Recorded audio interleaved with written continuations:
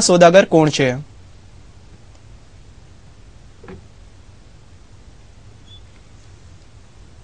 ताजुब है, दिल्ली सरकार की हर एडवर्टाइजमेंट में मैडम सोनिया जी की फोटो होती है। कोई ऐसी एडवर्टाइजमेंट नहीं है जिसमें सरकारी खर्चे से कांग्रेस अध्यक्ष जी की फोटो न छपती हो। इतने महत्वपूर्ण व्यक्ति होने के बाद भी भोपाल कांड के संबंध में अब तक वो मौन क्यों है? अब तक वो मौन क्यों है? मैडम सोनिया जी, मैं आपसे कहना चाहता हूं, मैं आपसे सवाल पूछना चाहता हूं। मैडम सोनिया जी देश जानना चाहता है।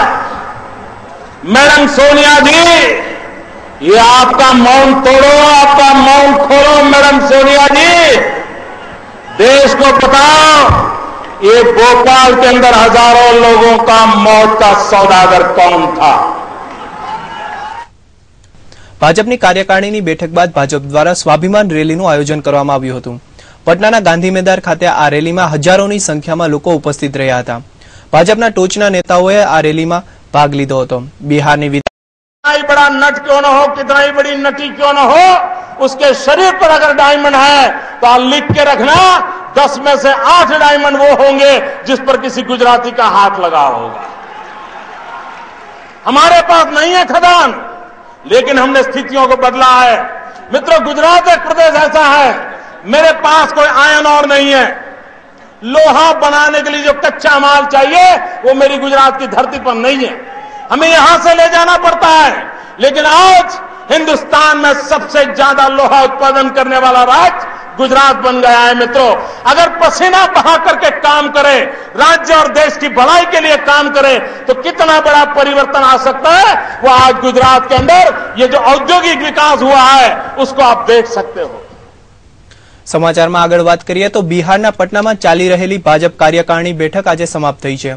આજે મળેલી આ કાર્યકારિણી બેઠકમાં यूपीए સરકારની નિષ્ફળતા પર પ્રસ્તાવ પસાર કરવામાં આવ્યો છે।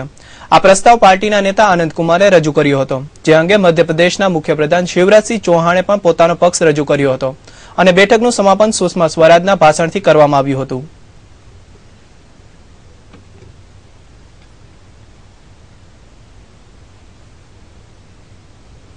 ઉપર તો પટનામાં ભાજપની કાર્યકારિણીની 2 દિવસીય બેઠક બાદ ભાજપ દ્વારા સ્વાભિમાન રેલીનું આયોજન કરવામાં આવ્યું હતું।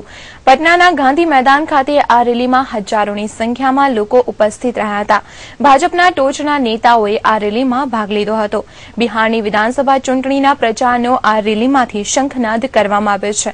ગુજરાતના મુખ્યપ્રધાન નરેન્દ્ર મોદીએ આ રેલીને સંબોધતા બિહાર વિધાનસભાની ચૂંટણીમાં મતદાતાઓને ભાજપ જેડીયુની સરકારને ફરી ચૂંટવાની अपील करी हती।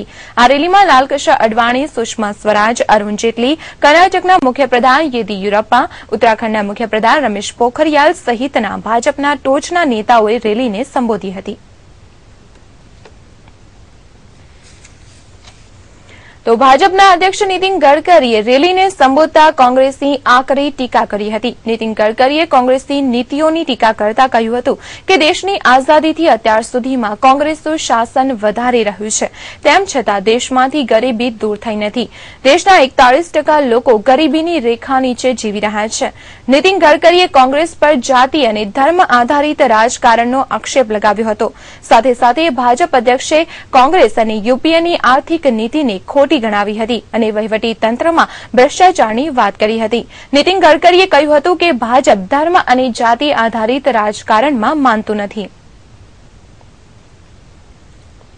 जनता पार्टी के बारे में प्रचार किया जाता है कि हम अल्पसंख्यकों के विरोध में, बहनों और भाइयों, मैं आपको बता देना चाहता हूं, हम अल्पसंख्यकों के विरोध में नहीं, हम आतंकवादियों के खिलाफ है, लश्कर-ए-तोयबा के खिलाफ है, अल-कायदा के खिलाफ है, ISI के खिलाफ है। बहनों और भाइयों, हम जात, पंथ, धर्म और भाषा के आधार की राजनीति नहीं करना चाहते। यह हिंदुस्तान हम सबका है। जो इस भूमि के साथ प्यार करता है, इसको अपनी मातृभूमि समझता है, वो चाहे किसी धर्म का हो, चाहे किसी जात का हो, चाहे किसी भाषा बोलने वाला हो, वो हिंदुस्तानी है, वो भारतीय है, वो हमारा है। यही हमारी संकल्पना है। બિહારના પટનામાં ગુજરાતના મુખ્યપ્રધાન નરેન્દ્ર મોદીએ ભાજપની સ્વાભિમાન રેલીને સંબોધી હતી. રેલી સંબોધતા મુખ્યપ્રધાન મોદીએ કોંગ્રેસની આગેવાની હેઠળની યુપીએ સરકાર પર આકરા પ્રહારો કર્યા હતા. મોંઘવારી મુદ્દે સરકારના વાયદાની યાદ અપાવતા મોદીએ કહ્યું હતું કે 1 વર્ષ વીતવા છતાં પણ હજુ સુધી સરકાર મોંઘવારી પર કાબુ મેળવી શકી નથી. તો આતંકવાદ અને નક્સલવાદને મુદ્દે યુપીએ સરકારના વલણની આકરી નિંદા કરી હતી. તો ભાજપ ગેસ દુર્ઘટનામાં કેન્દ્ર સરકાર પાસે જવાબ માંગ્યો હતો. મોદીએ યુપીએના અધ્યક્ષા સોનિયા ગાંધીને પ્રશ્ન પૂછ્યો હતો કે મોતના સોદાગર કોણ છે.